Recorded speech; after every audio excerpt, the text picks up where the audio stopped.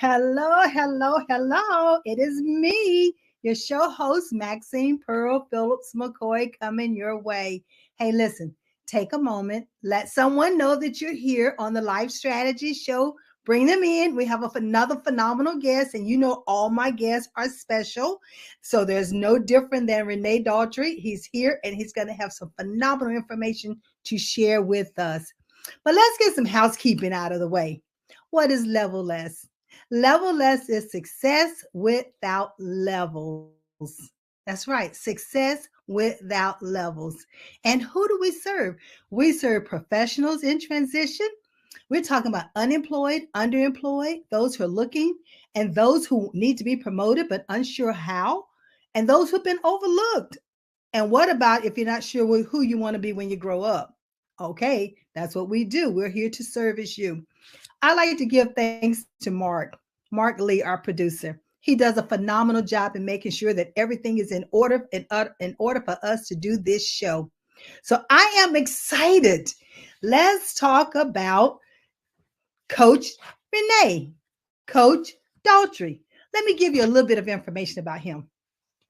I think I met Coach about 5 years ago, and it never fails.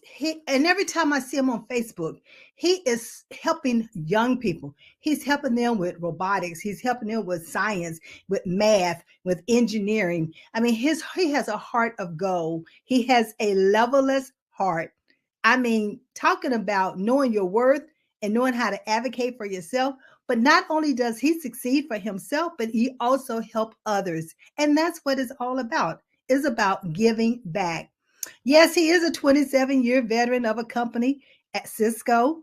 But what I love about the other things that he does is that in 2010, Coach Renee, he identified a need for technical for our community, our Black and our Brown.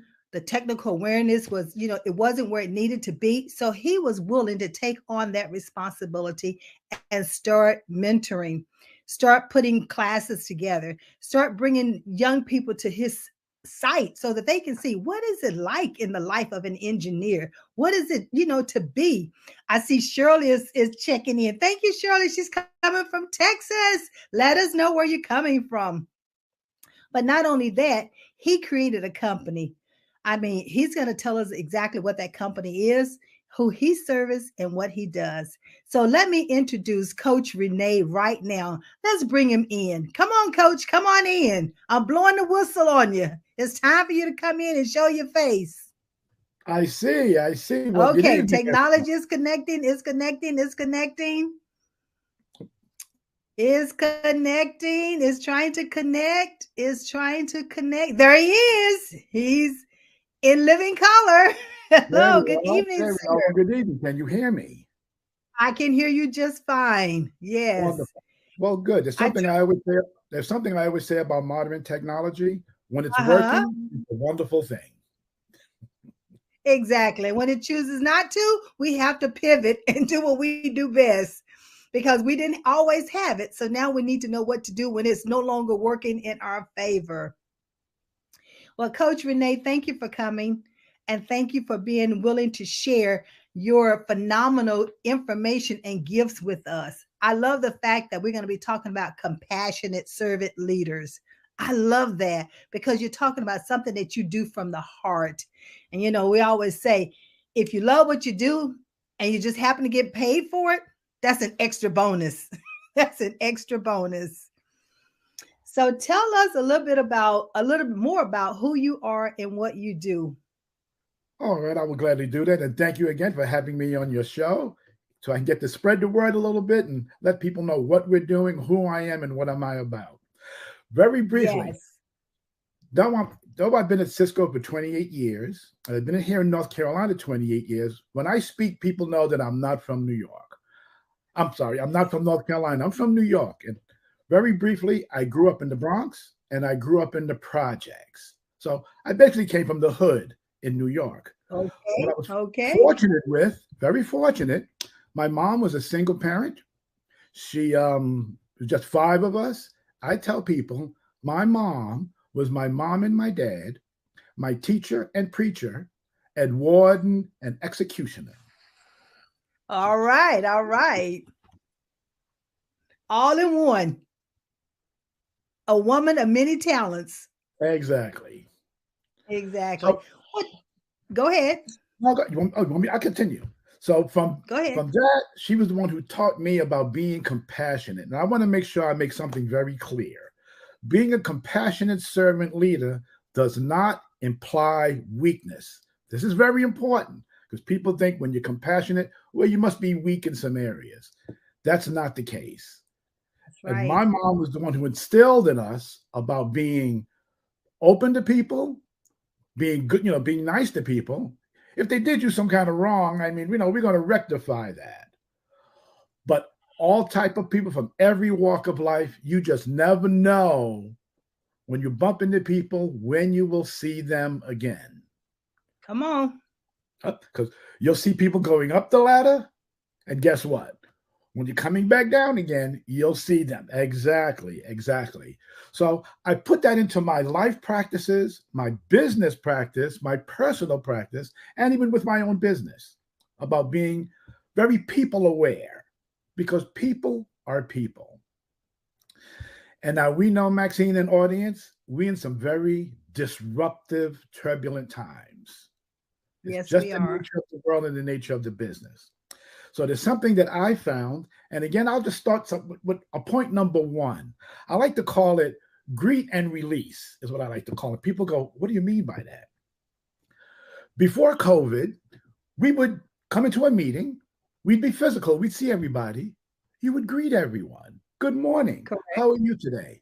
And have that small talk. COVID forced us out of that and we went virtual. So what I've done, because it's Cisco, I'm a engineer, technical project manager. When I hold meetings, I make sure to greet everyone to the meeting. This also goes for my workshops at the Hayti Center. As the kids come in and my students, they've got to greet coach with a good morning and a fist bump.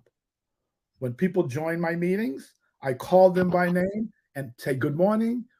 Maxine, thank you for joining the meeting today. How are you today?" I do that with every Yes. individual who joins my virtual meeting. So, what I'm doing is laying down this environment of openness and some good feeling. Because to me, that's very Yes. important to conduct any meeting that you're having. Correct. And then with that, again, I do the same thing with my students. And then once we're having the meeting and we're closing the meeting, or I'm closing my workshop, then I tell everyone, I do a kind of a roundtable. Everyone at the virtual meeting. All right, today's meeting is getting ready to end. Maxine, do you have anything for us to contribute? I go Mm, through everyone to close off the meeting, to get people awesome. talking, to get people collaborating, and again, establishing that good feeling between folks. And I do the same thing when I end my class with the students, be it kindergarten or high school. How did you feel? What did you learn? And make sure you come back and join us again, next week. So that's something that I've noticed by holding meetings and talking to people to establish that type of good feeling and good meaning around folks. But that's the compassion in you. That's, I mean, because you're interested in understanding how people are feeling. Do they feel like they're a part of the meeting, a part of the environment? And not only that, what I'm hearing you say is that by doing the round robin and asking them, you give them an opportunity to share with you their learning. Because I'm a firm believer that learning hasn't taken place until you can apply it. And application is your interpretation of what you learned. That's exactly right. And to make sure I'm looking for people to contribute. I let them know, even when I hold my workshops, I'm not going to stand up here and talk for an hour. We're going to collaborate and discuss some things, even though if I'm hosting the meeting. And it seems to work out real well. I've been doing this all my years, hosting meetings, or like I said, hosting my workshops. Beautiful, beautiful. So that brings us to one of the first points that we mentioned in the advertisement that you'll be talking about, and that's understand the difference between traditional and servant leadership. You've already given us a little clue about how you welcome individuals into the room. So, what else are you going to share with us? What other strategy? Well, servant leadership, I'm all about team. And I make sure that whomever I'm working with, it's not a I, it's a we. Come on. Right? That's it. We will succeed. And you know what? If we fail, we will fail, but come up with a solution to rectify where we made that misstep. And Maxine, Right. I want to make sure people understand there's no such thing as a failure. It's a learning opportunity. You took a misstep. You saw something went wrong. Don't fret over it. Think about what happened. Talk about what happened. Get other people's ideas in. What are we going to do for the next time so we don't take this misstep again? And did everybody learn from that misstep? But most important, share that misstep. Let Come people on. know. Let people know where you made a misstep and what did you do, what you learned from it, and what are you going to do better the next time? Because Well, you don't that's a want to, platinum nugget. excuse Yeah, me. you just dropped a platinum nugget on them.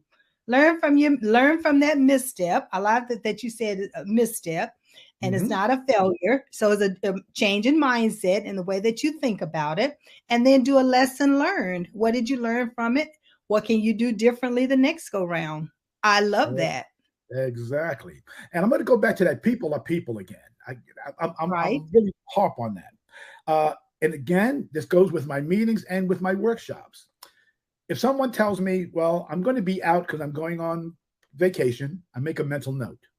I'm not going to be there today, tomorrow, because I'm not feeling well. I make a mental note. If the kids tell me that, well, I'm going to not come to your class tomorrow because I remember that. Now, when I see them the next time around, oh, by the way, how was your vacation? I've Mm-hmm. established a one-on-one with that person, may not really be really friendly with them, but now I've established something where they see that I care. And then I'm asking questions. And I do the same thing with my That's kids. If right. they're going to be out from a class or they missed a class, what happened? You know, what prevented you from coming to class? Let coach know, and they'll let me Yeah. know. But I think And that's important. it's so critical, coach. I love the fact that you build that rapport, because many times that's what individuals are looking for. They're looking to build a rapport. You're teaching them how to build a relationship at a young age, because relationships is so critical throughout your entire life. It's not just as you're a young person, but even as an adult and as an entrepreneur. We still have to build relationships, because people buy from who? Like, trust, and believe in, right? So all of that's a part of building those relationships. So I love the fact that you're establishing it with the young people as early as possible, and you carry it through into your own daily work on the job with professionals. So that's even more critical. So what else is some of the difference between a traditional servant leader? Well, again, that people are people that caring about them, making sure that people they really see the genuine you. Because some Good. people know how to put on this facade where you think that they care, but you come to find out they're not either asking the right questions or really concerned. Just make sure you're true to your spirit with that, and people can feel that from you. And Yes. something as simple as this: I go to work, I go to the campus, and I see the maintenance people. Or if I'm going to a building or another establishment, people will bypass them. I will say, as I'm passing them, good morning or good afternoon. I don't Yes. know them, they're workers, but just again to show that people are people. And who knows, if I need something from them, you know what? I get it with open arms. So kind of I said, remember yeah. your position and who you are. You're not way above people. People are people. You're the same, and treat people that way. I mean, you said it earlier. Those you pass going up are going to be the same ones you pass coming down.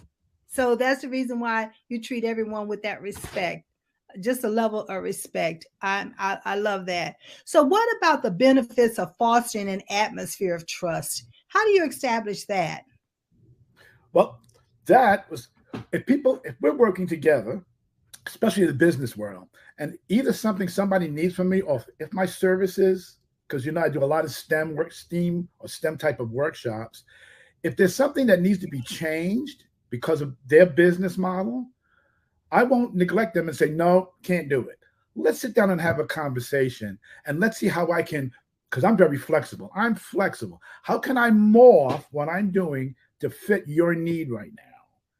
And when you start to work that way with people, I understand that you've got a certain way that you have to work, you got certain rules and regulations or a procedure. I always tell Right. people I'm 90% process and procedure, but 10% flexibility. Let's work something out. Right? And to give you a prime example, one of the schools in Durham, they wanted me to do a summer camp. I wrote the proposal, let them see what it was going to cost.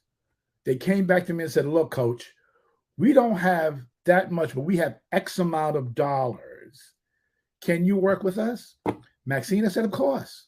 I was flexible. I still wanted to keep the business going. I still wanted the revenue stream to come in, but I understood their challenge. And I went, not a problem. Yeah. And that's good. That's good, Coach. Yeah. That's good, Coach, because as business owners, we must be flexible. But at the same token, at least this particular establishment did not take your proposal and you never heard from them, or they told you that, no, there's just no way that they can do it, knowing that they had a limited budget to begin with, but they weren't willing to totally reveal it. Many times that's what I run into. You try to get the budget up front, but they, don't actually give it to you. And then once you put the proposal in and it's like, oh, well, we can't really do it. And then in your brain, you're thinking, okay, now did they take my proposal and just use what I said I was going to do for them and they had someone else to do it, or did they do it? But you know what? When at the end of the day, what I had to come to terms with, if they did, as long as they're helping the students, as long as they're helping individuals to move forward in life, then I am still doing what I'm required to do while I'm here on this earth. I can't control how somebody else think and do and behave. But I know that when I put the proposal in, it was, like you said, genuine. It was good-hearted, and it was meant to help another person. So I love the fact that you're flexible, and we all have to look at what is flexibility to us. Exactly. And then do it accordingly. Exactly. So don't be so rigid. Don't be so rigid. You can't bend. COVID has taught us we must pivot at a drop of a dime almost. So. That's right. That's right. But just to close that out, guess what happened the next summer? They came back to me again, but this time they had the budget to pay for my proposal. So being flexible, and then they decided to come back and go, you know what? Now we can afford you. We can pay you the right way because the kids had a real good time. So it works out in the end. It works out. It does. And the thing about it, Coach, is that you still gave the quality of service that you were going to give at the price that they accepted it versus the price that you quoted, but you still gave the same quality of service. And that's what was important. Exactly. Another area of compassionate servant leader, this is just my own personal opinion. We're working with all types of people. And our business is global. We have people from different countries. I try to stress that when we're working with people out of our culture, make sure to pronounce the names correctly. I make sure that I hear clearly. I may ask people 2 and 3 times to repeat for me so I can make sure when I'm addressing them, I'm saying their name correctly. Because if you in business, you mispronounce somebody's name sometimes, they're going to kind of hold that against you. They're like, where are you coming from? So be very conscious of that. We're out about, we're African Americans, but we're dealing with people from the Asians and Indians, and we got to make sure to treat people as people, and we give them that respect to pronounce their names correctly. Yeah. And Coach Daughtry, that is definitely a challenge for me at times. And so what I have learned to do is when I ask them for the pronunciation of their name, I try to write it in syllables, just so it helps me to understand how it's sounding to me so that I can feel comfortable pronouncing it. And so, but you're right that, your name is the sweetest, as they say, the sweetest sound you want to hear, so it's very critical. And this is another nugget. This is a platinum nugget that not only for the business owners, but also something that we can teach our young adults, because it starts at the earliest age possible and it follows through for the rest of their lives while they're here. And so it's important that we pass these nuggets on. So ladies and gentlemen, please do not just keep this information to yourself. Make sure that you're sharing it with other people. That's the whole purpose of why I do this platform, is because we bring in, look at this qualified, gifted individual who's sitting in front of us, who's sharing these platinum nuggets with us. and it's not costing you anything but your time. So what we ask of you is to use it, implement it, but then share it with other people. So we just never know who need it at that given time. But if you're willing to share, just pay it forward. All right. So, Coach, you just foster that atmosphere of trust. When you're working with these young adults and you're talking about the robotics and the engineering and the STEM program, how do you get them to build trust among each other? Because they're still learning, they're still in that growth stage.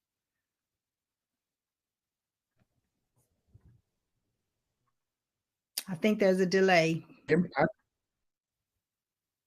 Yes, we dropped for a second. I'm back. All right. So what I was asking was the fact that with you working with the young people, the young adults, and you're fostering that atmosphere of trust, how do you get them to build that trust among each other? Because they are still in the growth stage of life. Interesting you said, because right now at the Hayti Center, I've got about 15 to 20 young, I call them my young warriors. I've got from kindergarten to 8th grade in the class. So I've got these different wide ranges of boys and girls, and I have to really get them to collaborate together because I've got different attention spans.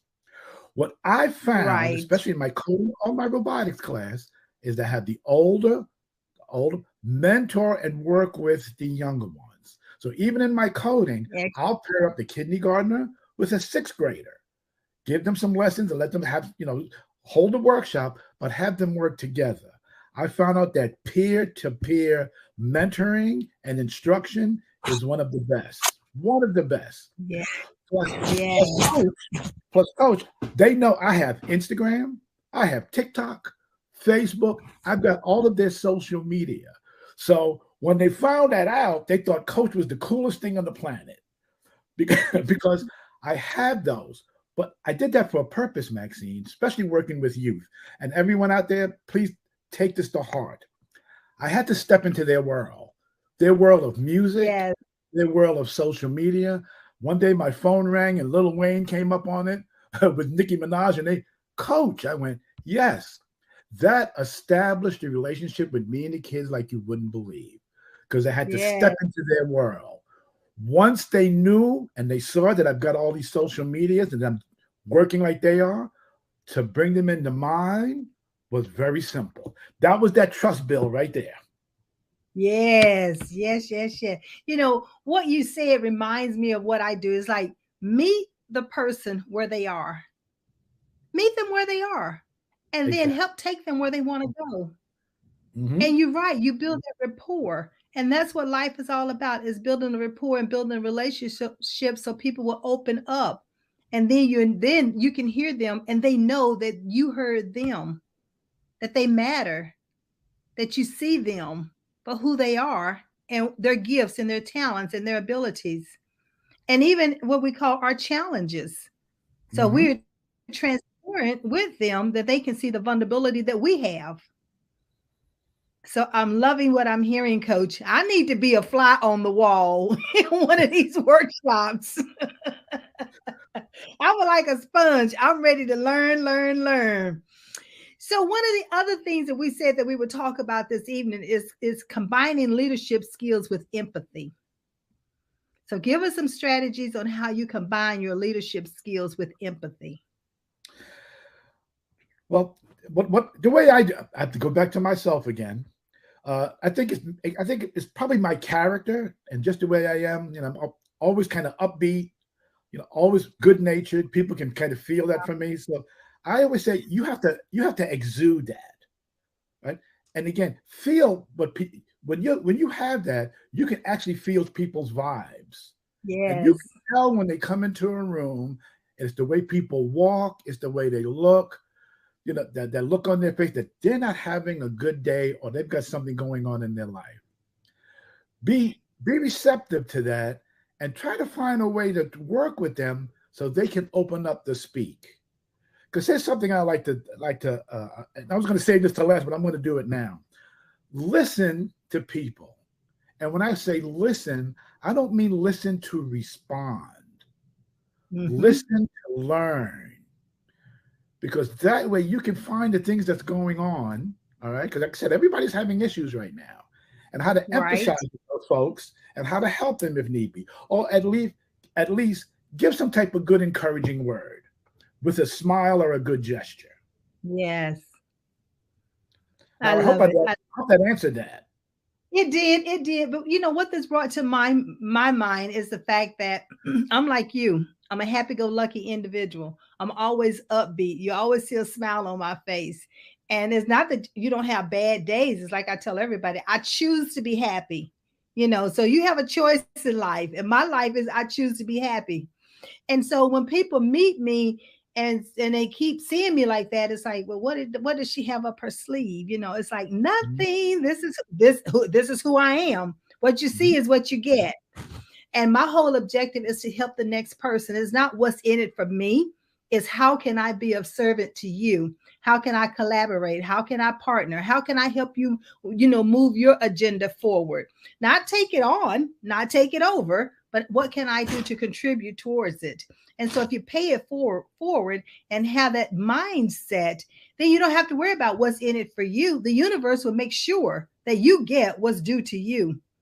And so I love the fact what you just said. That's it. I love the compassionate leadership. That's what it's all about. That's where the heart is.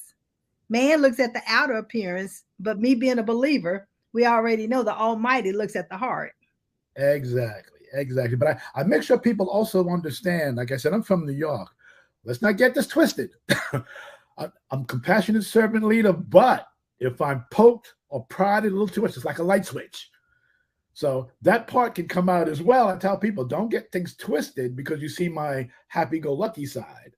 But generally, I just go with the flow. I'm just thankful for that day when I wake up in the morning, and I tell that to people. I've got financial Yeah. problems. I got bills. I got problems like everybody else.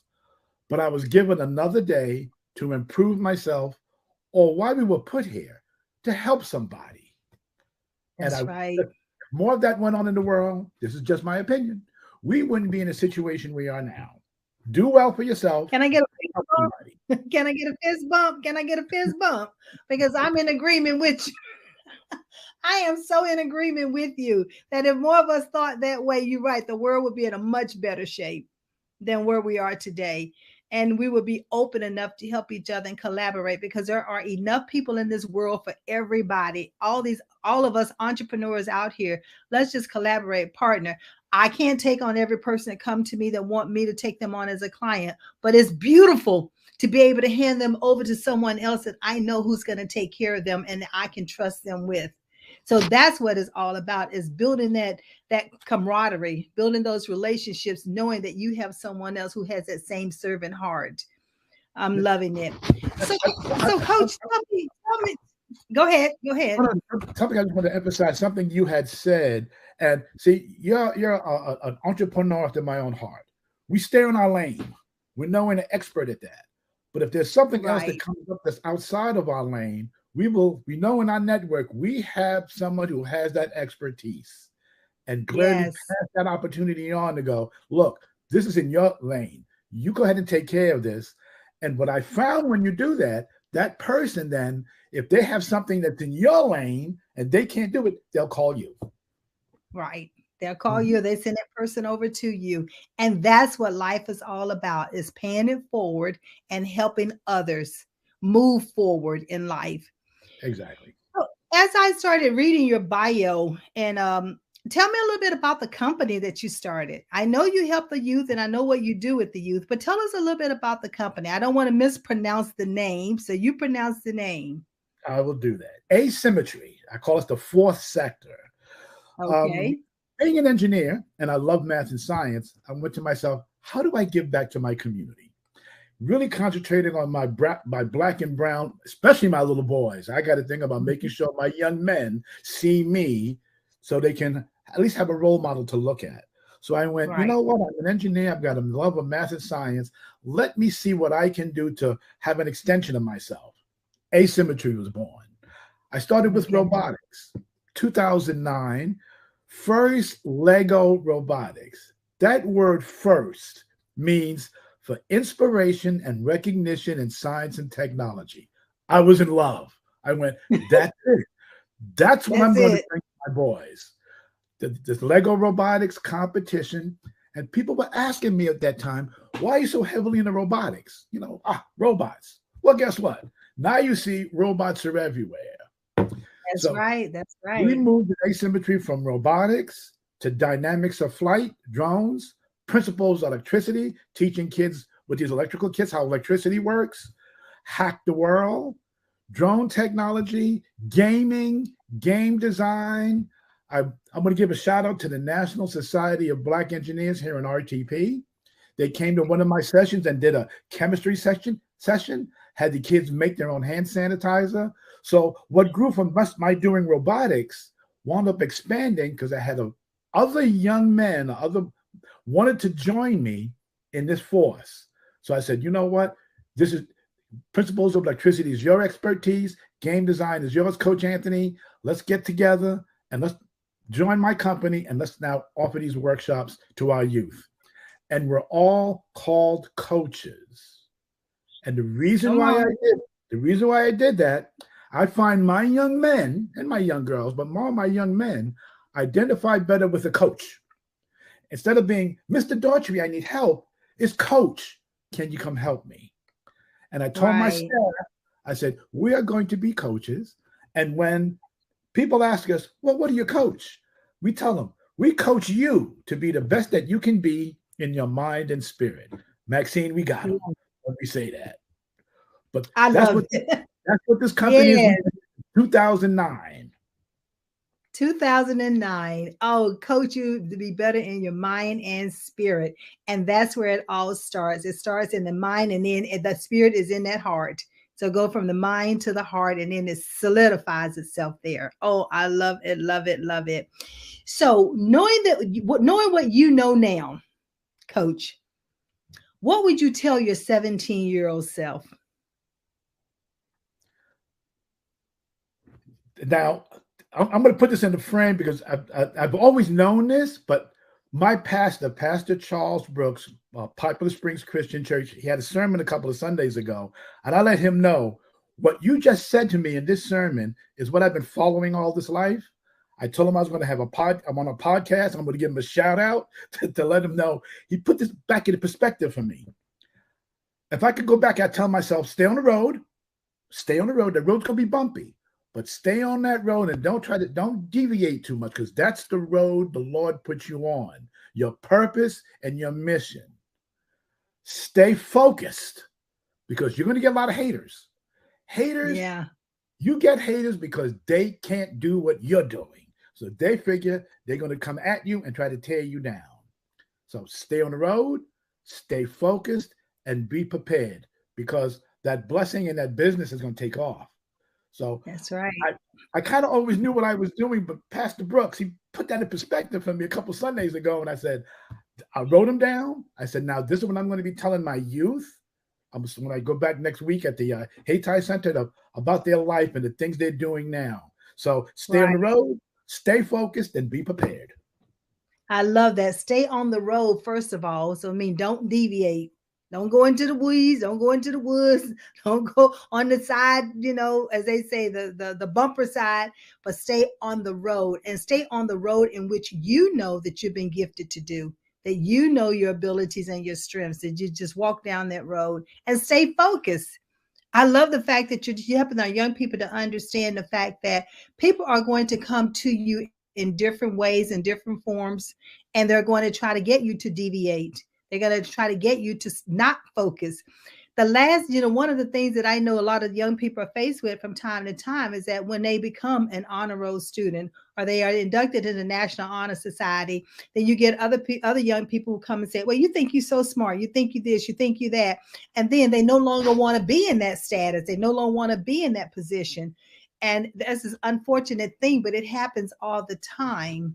Mm-hmm. And so what we have to do is help our young people, what you just said, just to stay focused. And not only our young people, Coach, but even some adults have to stay focused. Entrepreneurs must stay focused, because if we're not careful, we're going after the wrong niche, the wrong target market. Mm-hmm. Exactly. Because that's not who we are supposed to be catering to. That's not the assignment that we were given. I was reminded that of last November when I became ill and I had time to take a step back and reevaluate everything. And I remember what dropped into my spirit was, Maxine, you've deviated from the assignment that I gave you. So you have to get back on that road and stay true to the assignment that I've given you. Yes. So we have to help other people to understand that as well. We're not exempt because we're business owners. We're not exempt because we're coaches. We're just authentic and transparent that it happens to all of us. We're all human, and just know that.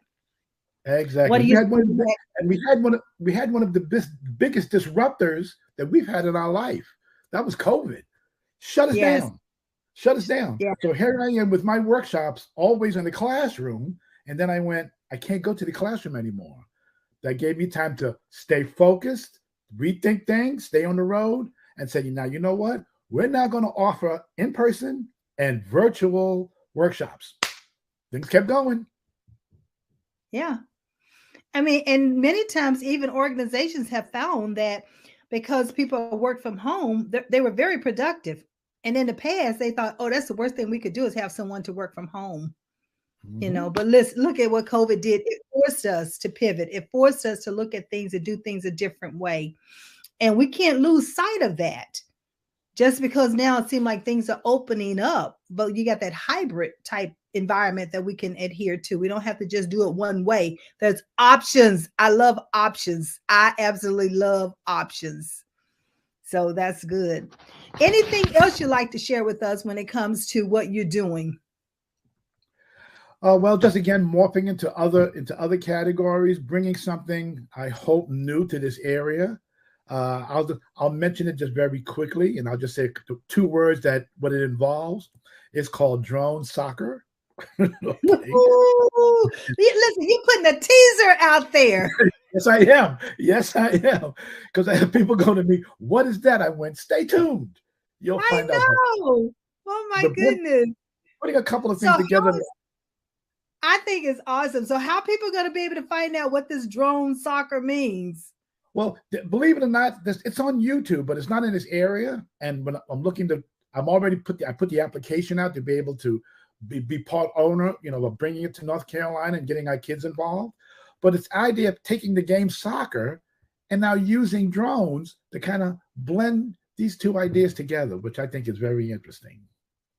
I absolutely love it. I'm sitting back here with this big old cheese across my mouth, my face, right? And the reason what comes to my mind is because when I do this assessment with our young people, our young students, our young men, our young women, and it helps me to understand that they have that focus, they have that engineering mind, they have that technical mind, then it gives me another option for them to look at, another, profession, another career path for them to consider. So they're not limited. It's unlimited on what they can do. The possibilities are there. We just have to put it in front of them and make them aware of it. I appreciate you so, Coach, doing the things that you're doing and helping our young men and our young women. I mean, use all of these gifts and abilities that they have, and they're acquiring even more. Mm-hmm. Exactly. Now, I did a shout out to my passion. If you don't mind, I'm going to do one more because there's another gentleman that I'm working with. He's another prime example of compassionate servant leadership. His name is Mr. James Montague, F7 Development. Yeah. Yes. I know him. And working with him now, because I'm working with him to bring up his innovation centers of these new centers he wants to bring up. But when I first met him and I understood who he was, and the more we worked together, I went, he's another example of being a compassionate servant leader. Community, yes, he does development. Yes, he's bringing in those revenue streams, but he gives back in a heartbeat. Totally unbelievable young man. Totally blew me away. I love working with him.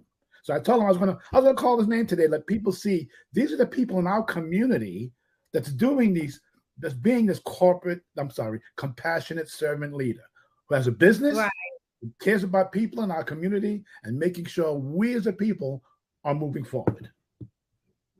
And you know what? And they're also doing what we call that social responsibility. They're giving back and they're ensuring that the community is growing. I mean, they've benefited from it. They know what it was like when they had to struggle, but now they're trying to make sure that we help with what the next generation. We want to help them move forward in life. We want to give them the opportunities. We want to expose them to things that we were not being able to be exposed to. Although drones were not back in the 70s when I was in high school, but the fact is there were other things that were available that I still was not exposed to. But we ourselves make sure that our children are exposed.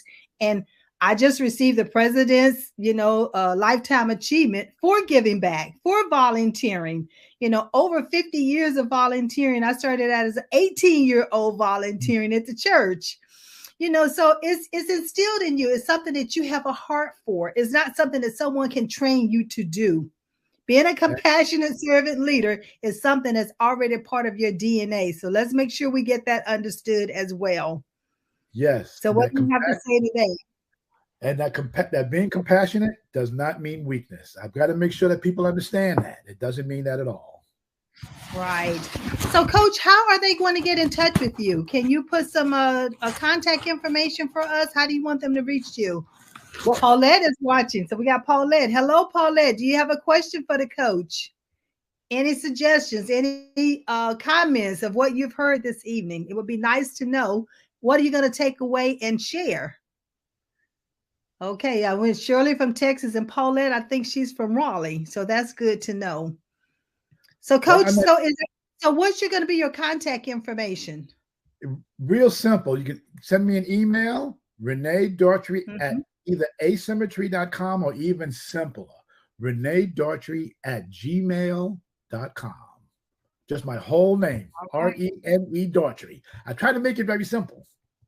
Yes, you did. Yes, you did. Well, we'll make sure that we'll put that out there on Facebook so they'll know how to get in touch with you. Because, I mean, I'm not a teenager at this point, but I would love to know about this drone soccer. So I do have grandkids though, so that's going to be interesting. I am so proud of you and all that you're doing. And just know that I'm not just a cheerleader for you. I'm a supporter. So we're going to have others to make sure that we're supporting the initiatives that you're doing, and let us know how can we continue to support you and in what capacity. Well, thank you so much. I appreciate that. Because there's something I like to say that to take a word from Gil Scott-Heron. He said, there's no such thing as a Superman. We have to do for our community. We have to take care of the community on our own. We have to get together to make sure that we're moving everything forward, keep it playing forward. So I like to make sure everyone understands that. We are responsible. We have to do it. That's right. We must do it. And I know my mom, she, without her even realizing what she did for me, she was a mentor for over 200 of the youth in our community. And here I am, I do mentoring, I'm a coach, I do life strategies, I do performance and helping people move forward. So it's beautiful to see that her legacy is carried on even through me. And my children have a servant heart just like I do. So it's beautiful to see the generation to generation to generation is absolutely happening. So, Coach, this is going to end our session for today. I thank you very much. Oh, Paulette said, great quote, Coach. Great quote. And so, listen, I'm going to have you back because we're going to have to know more about this drone soccer. And we'll have to let them know when everything is open and when you need registration, when you'll be taking registration and all that good stuff. Okay? Sure. We have to make sure we help you get the word out. Make sure we have to get the word out. So as we end our session this evening, ladies and gentlemen, don't forget to chime back in next week, same time, same place, that we're going to have another phenomenal speaker. And this speaker is going to be a big, big, big surprise. So you must be present. You just never know what Maxine Phillips, the Levelist lady, is going to have for you. So that's why you have to join me every Monday at 7:00 to tune in on what's going on. Now, don't forget, at 8:00, I'm going to be speaking at Every Dot Black. And I put it on my web. I put it on the Facebook, and there's a link for you to register so that you can hear. I'm going to be talking about the leveless mindset. And what does leveless mean? It means success without levels. And how do you lock that and shift the mindset to become levelless? So I'll see you next week, same time, same place. Until then, I trust and I believe in you, and I trust you believe in yourself. Have a great evening.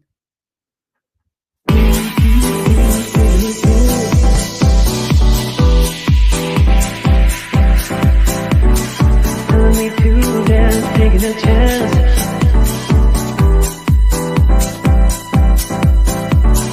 Telling me to dance, taking a chance.